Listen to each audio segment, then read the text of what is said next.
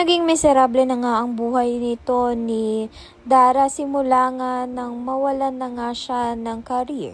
Kaya naman nga't marami na nga siyang oras upang insultuhin na naman nga itong si Minchi. Kaya naman nga itong ang si Minchi ay nainsulto na naman nga ni Dara. Subalit ito naman nga si Jenny ay hindi na nga papayagan pang api-apihin ang kanyang ina.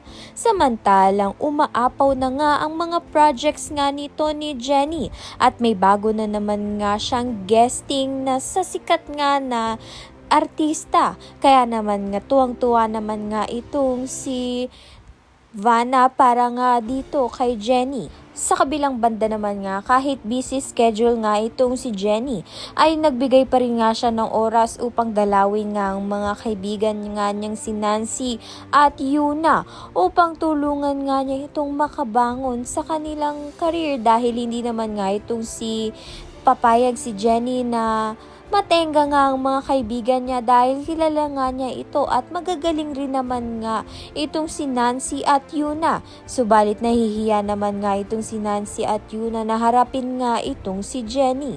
Kaya naman nga't yan at iba pa ang dapat nating pakaabangan. Maraming salamat sa iyong panonood.